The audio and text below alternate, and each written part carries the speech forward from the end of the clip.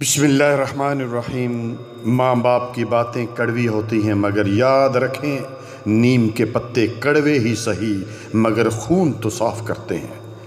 کبھی ماں باپ کی یاد آئے تو بہن بھائی مل کر بیٹھا کرو، کسی کے چہرے پر ماں مسکراتی نظر آئے گی، کسی کے لہجے میں باپ۔ کسی نے سچ کہا تھا یتیمی ساتھ لاتی ہے زمانے بھر کے دکھ، سنا ہے باپ زندہ ہو تو کانٹے بھی نہیں چھپتے۔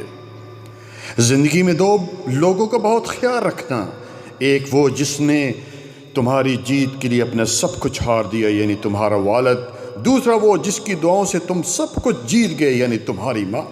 پیارے بھائیوں اور قابل احترام بہنوں، والدین اور درخت جب بوڑھے ہو جاتے ہیں تو ان کی چھاؤں پہلے سے زیادہ گھنی ہو جاتی ہے۔ باپ کی غربت سے گھبرا کر لوگوں کی باتوں میں نہ آؤ، بلکہ باپ کا سہارا بنو اور باپ کو حوصلہ دو، یہی تمہاری سب سے بڑی کامیابی ہے۔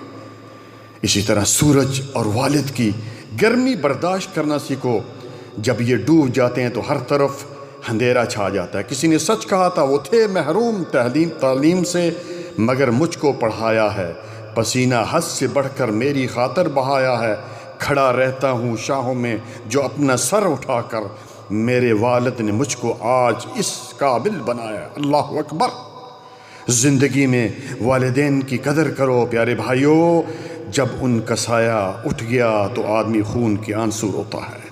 یاد رکھے دنیا میں ہر چیز کا نعم البدل ہے مگر والدین کا کوئی نعم البدل نہیں۔